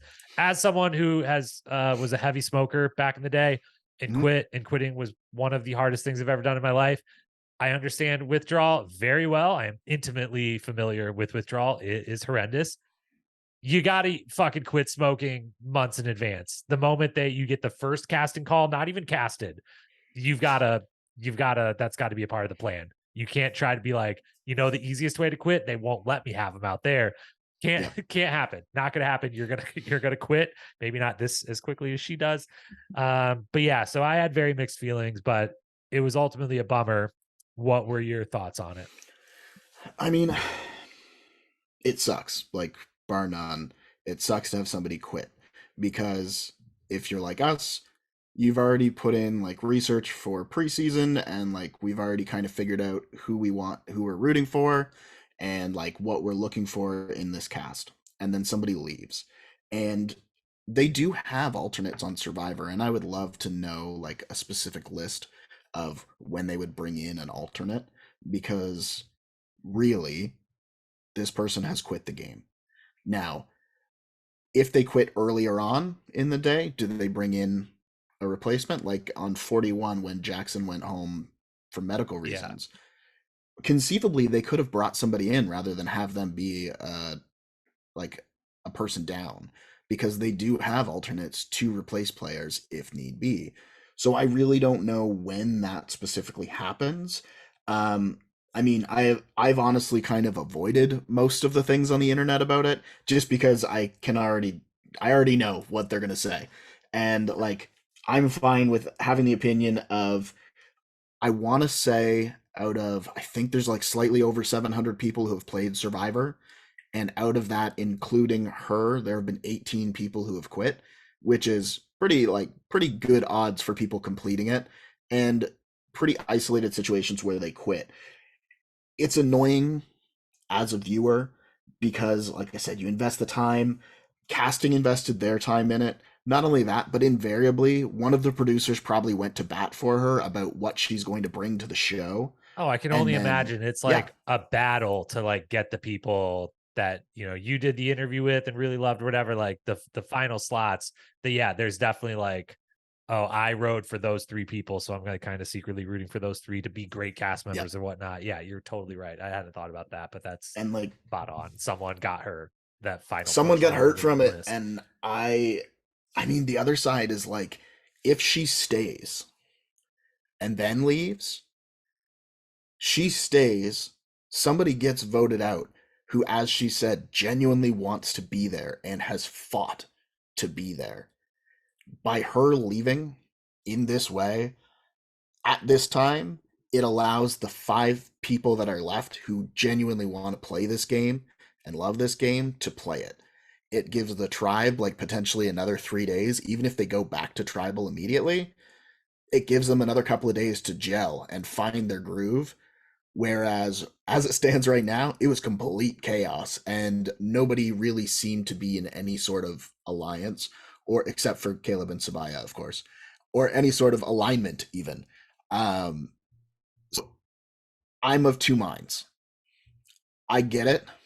I'm happy that we didn't lose Brandon as a result of her being convinced to stay, to then potentially quit later, because something we will talk about later is he already had a strike against him going into that situation.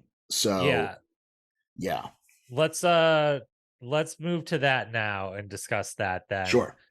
Which is the final thought, is the silver lining is at least she did do it now, because it may have been Brandon going home. It might be known that it was Brandon going home otherwise, and that would have sucked. And so just for the sheer entertainment of continuing to have this tribe and have Emily and Brandon both as a part of it, that the other 3 then have to like react off of, it is worth it. But yeah, on the On Fire podcast, the only official Survivor podcast, as Jeff will let you know repeatedly throughout the podcast, they reveal that there was a big major twist that in a lot of shit that was just not shown in this episode. The twist being, and tell me if I have this part correct, because I didn't listen to it, but I had read a breakdown of it on social, was that there was someone from the winning tribe who are one of the winning tribes who was at Lulu's camp up Yeah. before tribal council and went to tribal council and was also voting in tribal council with them, So they or didn't you got to at least watch vote. it? Yeah, so they didn't. So they spent the day at camp with them. They Do we know who basically, that person was? yeah, it was Kendra. So Interesting. Kendra went to the Lulu camp, and I don't know. I think she was probably like nominated from her tribe to go. Yeah. I don't know the specifics, but basically she went to the camp, hung out for the day, and like listened in on all the conversations, everything like that. Um, which to me adds another layer of difficulty to Lulu trying to have a conversation, because at the same time that you're trying to get people and have those one-on-ones, there's also potentially another person listening in who everything you say is getting conveyed to another six people at their camp that you then will have to eventually merge with if you're still around. So I can see how that would level up the difficulty. But on top of that, before my understanding is, before she left their camp, she put her vote in the tree mail, which then gets picked up and taken to tribal. So she voted for Brandon, which means that before they even got to tribal council, Brandon already had a vote against him. So it makes the vote out of 7 rather than out of 6. I I understand, like I like the idea of somebody from the winning tribe goes to the loser's tribe and listens in, just collects information. I don't think it's right for them to base a vote off of an afternoon of hanging out at the camp, because that could be like, you could either, they could have voted for Sabaya or Caleb because they were perceived to be the strongest person on that tribe. Which is what I would have And thought she would have done, not be yeah, the friendly, like, oh, you guys are all, he kind of dragged you down a little bit at the first couple challenges. right. You kind of are all thinking maybe him, so I'll vote with you. Uh, yeah, I would have assumed, having heard this, that like, oh, she would have probably bet she would have been the only one that would have been on Emily's side of like, yeah, you Right. should get Caleb and Sabaya out. We couldn't be two more opposite women, but we're on the same page. And then she could have Or brought her did, into the sister wives or whatever. yeah. Or did we go one step further and she voted for Brandon because she thought that's where the votes were going, and the fact that she was able to vote would Wanted to get be hidden aligned. because they wouldn't read it all. Yeah. Because they wouldn't do the full 7 if the advantage went, like if they got enough to get him out. But I don't like that. I don't like somebody else with limited information making a game ending vote for somebody else on a different tribe. Yeah, I might have liked it. I don't understand not showing it. I know I there was get, obviously a yeah, lot else going on, and ultimately the vote didn't even matter. And, we had someone quit, and they're fitting all this stuff into the premiere episode and whatnot. But it's so strange because, one, then because they choose to edit it out, it's not just that we aren't aware until after the fact, and then it's yeah, it's almost weirder than that they also went on. Jeff was the one to like reveal it on his podcast right away, not like after the season or something. yeah, Which makes me think we will hear about this even next episode, because one, the first thing is, if you're going to edit it out, there's so many most of the conversations that are happening at camp, she's probably around there or whatever. And so like, okay, we have to edit out. So we like can't really show any of those. So now we have a yeah, limited set of things we can show, conversations we can show. But then also like, her tribe somehow or other, we're not 100% sure, either she volunteered or they voted, or somehow she was sent from her tribe and she was away from her tribe.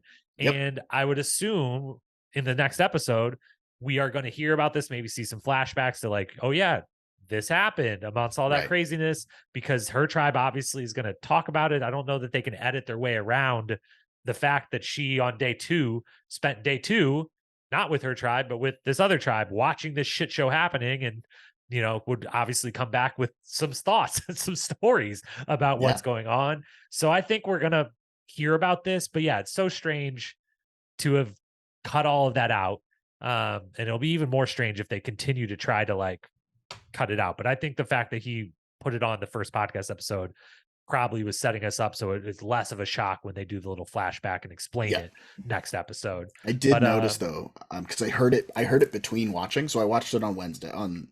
I watched it on Thursday actually because a friend was coming over to watch it. But then I watched it again to do the notes, and they cut when everybody's walking from the beach to go to tribal, they cut away after like four people when they're showing them coming towards the camera, and when they're showing them going away from the camera, the edge of the screen was like right on Hannah the whole time, and I was like, Kendra is definitely either at the back of that, or she goes to tribal council via some other method and Yeah. shows up there or whatever. But yeah, I figure that it is something that will come into play for the rest of the season. It's just because a vote didn't actually take place that they didn't show it. Although it would still be very interesting to see Kendra's reaction to that tribal. So I don't know if maybe she was there for the day, makes the vote, but then isn't there at tribal, or I don't know. We'll Yeah. find out. It's very strange. I think we'll find out. But yeah, a whirlwind of a first episode. We've basically covered everything now. And for those who are still with us 90 minutes in, when we promised these would be short, thank you. We will do the rest of this podcast speed round style. So Yes. let's go ahead and hand out some awards. So the first award to hand out is we're going to do it a longer segment, but we'll do it just a super fast version. In or out, just on cast members. This will not be a reoccurring award necessarily, but we've kind of already said it. But just without explanation, because we've already heard it, give me your top three favorite. Not This is not the power rankings we'll do in a second, like who you think is going to win. Your three favorite people, and if you have any, your two or three least favorite, or not interested in, because mine aren't necessarily people that I don't like dislike you or something, but that I'm not that interested in. So do you got two or three on both sides of really like and interested in, and maybe are a little less interested in? I'm gonna break the rules, but I'll still do it speed round. So the people I'm in on: Kelly, Brandon, Austin, Caleb, Sabaya. People who I am indifferent on at this point: um, Emily, Kendra, and I actually don't know anything about Sean or Brando because I didn't really get to see that much of them. Okay. We have somewhat similar list or some overlap. My three favorites, without a doubt, are Caleb, Kelly, and Sean. And Bruce and Sabaya are honorable mention. But I'm all in on Caleb, Kelly, and Sean. And then the people dislike or disinterested. I don't like Kendra. And I'm now, the other thing is, of course it was Kendra that was there with Lulu, and that's like, of all the people you could have added to that, to be like, I want to know what Kendra and Emily talked about. If Emily was blown away by the alien pyramid talk, did Kendra try to go through her astrology chart with her or invite her to be a witch? Like, I want to know what that conversation was. That would be amazing. So I'm kind of out on Kendra. I also think I might be out on Sifu. It's hard to Okay, say, yeah, but I expected him to be one of the kind of potential stars of the season, and I expected my reaction to be very positive or like really like him. And it was a little bit kind of similar to D's of like, okay, like we'll see how this goes. But so far, maybe not as intrigued as I thought I would be. So those would be the only two people. And then I had Hannah on my list, and then obviously didn't need to have Hannah on my fair list. enough. Quote of the episode: I didn't actually write down many quotes or lines of the episode. Did you have any standout lines or quotes that you took note of? I just had the one of, you know what, Jeff, I'm gonna sit out sweat, but thank you, from Brandon right after the first challenge. Fair enough. Yeah, I don't know what the exact words were, but I had Jeff yelling at Brandon to get up and keep going when I thought Brandon was paralyzed as one of the lines, along with Drew's "I am one of the smartest people you've ever had on Survivor." But yeah, let's give it to Brandon. That's the definite winner. Favorite moment of the episode. I'll give you a couple of my nominees first. Sure. Definitely Emily challenging Bruce on the boat at the beginning. That was fantastic. Emily's response to them walking up on the beach saying that they didn't get anything, Sifu getting caught playing Tony, and then Emily at Tribal completely ignoring Hannah's plea to go home with, yeah, but what about Spy and Caleb? Those were my nominees. Do you have any other nominees for the moment of the episode? Um, the whole conversation about the pyramids and aliens, as well as using the buffs as a way to help people up because I had never seen it before in the game, and just Caleb's whole performance in the challenge. He was everywhere, but he was doing really well at everything he was doing. Yeah, he crushed it and definitely stood out as being the right type of athlete for his skill set as an athlete, matching up seemingly with all of the physical requirements that Survivor challenges bring to the table. So I could Yeah. definitely see him continuing to shine in the physical portion of the game. Um, I'm gonna, I'm gonna vote for the winner of this award to just be Emily for any of the many nominees that I just gave her. What would be your vote for the number one moment of the episode? I'm gonna stick with the pyramids and Yeah, aliens it's pretty great. conversation. I wonder if those people have watched the very factually holes to be said, the pyramid show on Netflix. That is riveting and really interesting. But if you or enjoy it or want to believe all of it, don't Google any rebuttals. I'll just say that. Best or worst gameplay, most standout in either most extreme. I don't know how to say it. Extreme standout gameplay moment, whether that is on the extreme great end or extreme poor end. Any nominees for the best or worst gameplay of the episode? Brandon, best for coming back in and knowing how to come back into the game. As far as being self-deprecating, helping out the tribe however he can, being a really calming vibe in the tribe.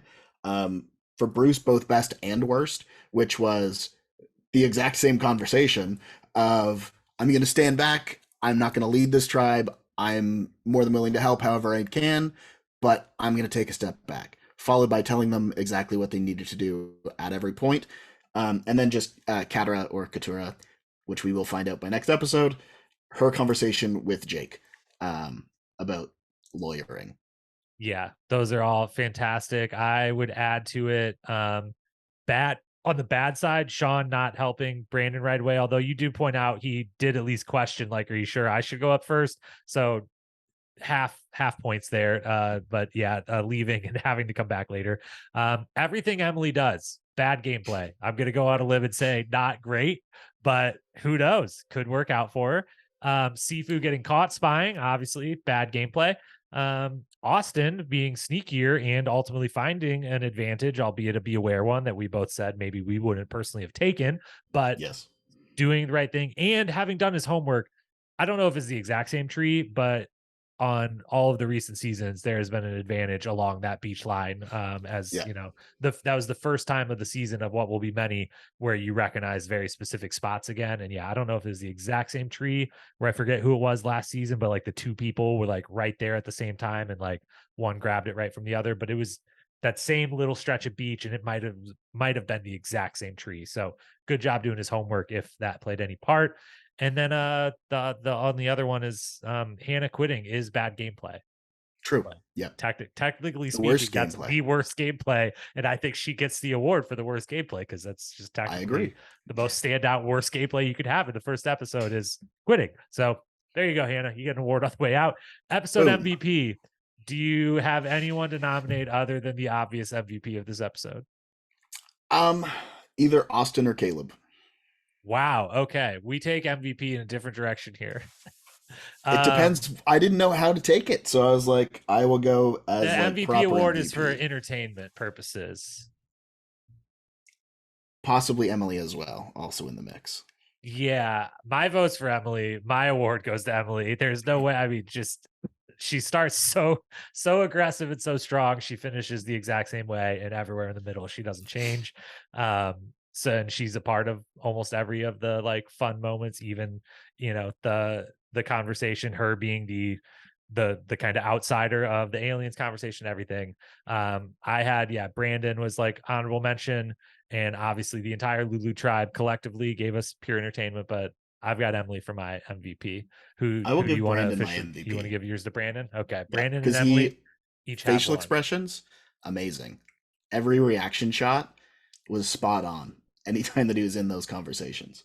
Yeah, then we will, and I keep track of these because these are a big help when deciding an MVP for the entire season at the end, which we will of course do. But on the side of performance, that's where we talk power rankings. So let's close things out with some power rankings and predictions. So power rankings first, and then we'll do a couple predictions and wishes for the next episode. I'm gonna say that because there's too many people obviously left one episode in to like do everyone or anything. I'm just going pure top 5 Mhm. people you think based on position to win the game or doing well in the game. Who do you got for your top 5 right now through one episode when we barely know 2 of the tribes and we obviously have very little to go off of? Caleb, Sabaya, Kelly, Austin, and D. Okay. I like that. I wait, say that again. We So might almost agree. Caleb, Sabaya, Kelly, Austin, and D. Okay, wow. So yeah, we have 4 of the 5 the same. I did not put mine in order. Which is, bad to do as the one who said we should do a top 5 power ranking. But I did pick 5, and I had D, Kelly, Austin, and Caleb as 4. And then I was really, really torn. Part of me wanted to put Drew, but then the other part of me, I just couldn't help myself. I know she should have been voted out this episode, but like, I don't know. Emily's in 5th. Emily's in 5th. It could work. Who the hell knows? It could She work. It could be very different if she somehow miraculously got to emerge. I don't think she's going to, but she said she was either going to win or go home first, and she did not go home first. So she I don't applied know. because she was annoyed Gabler won.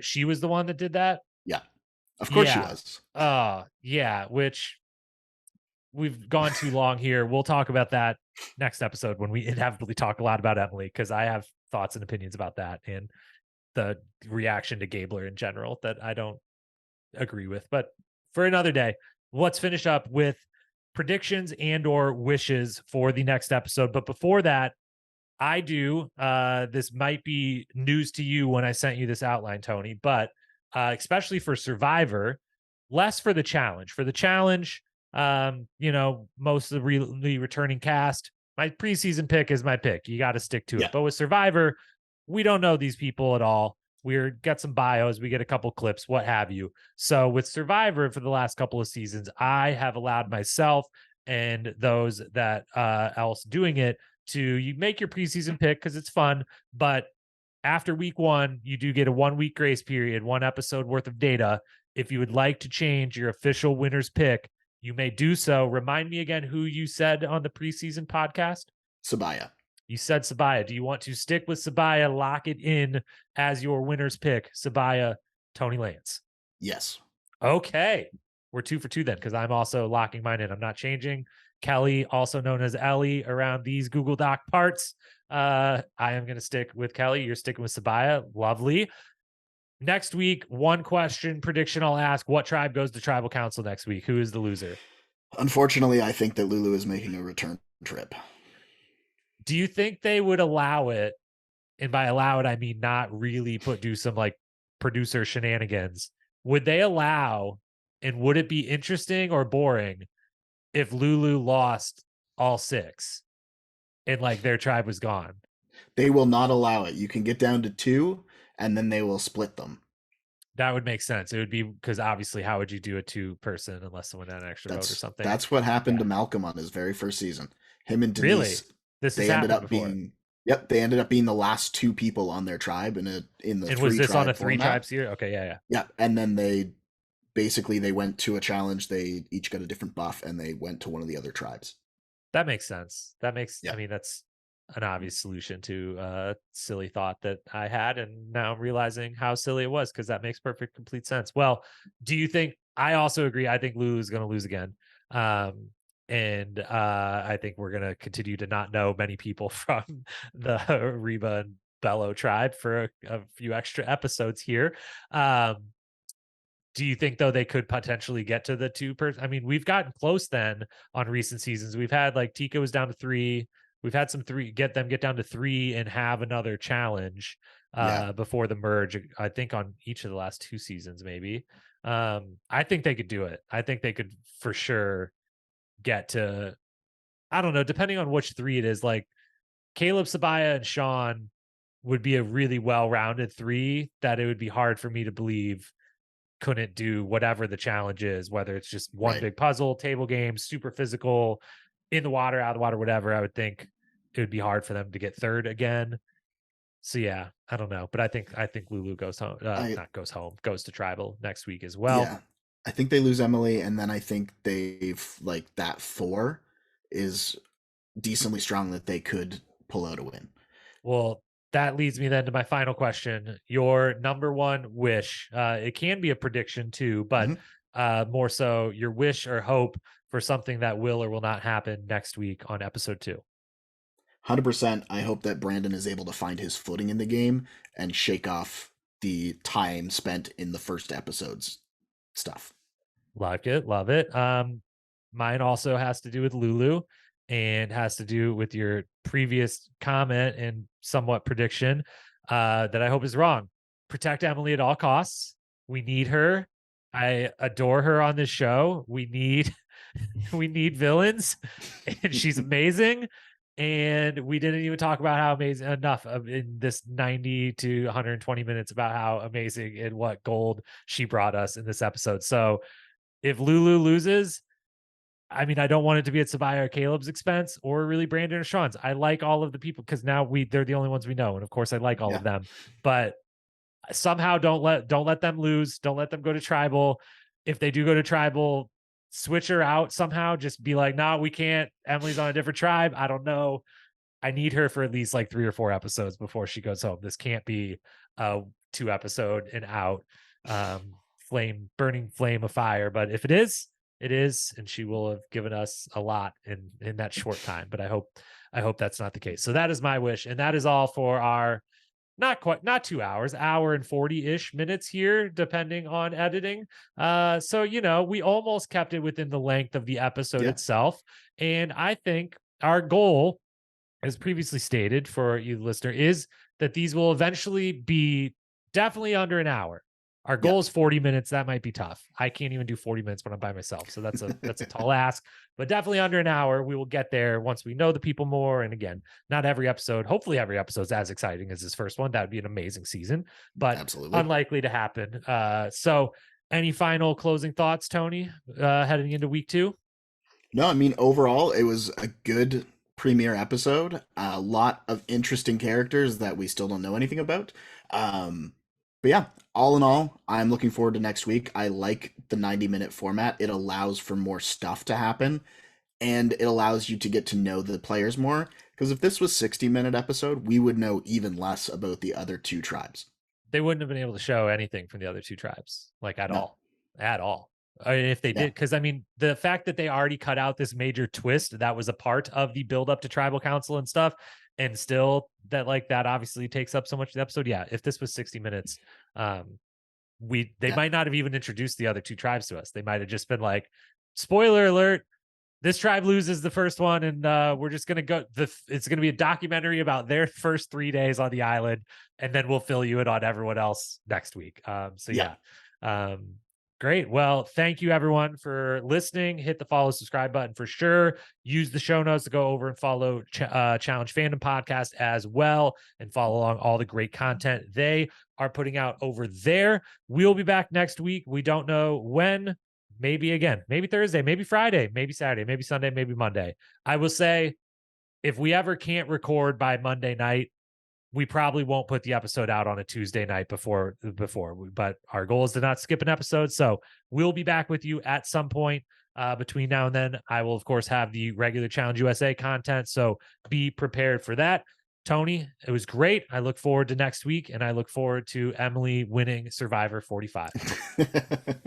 I agree with most of what you just said.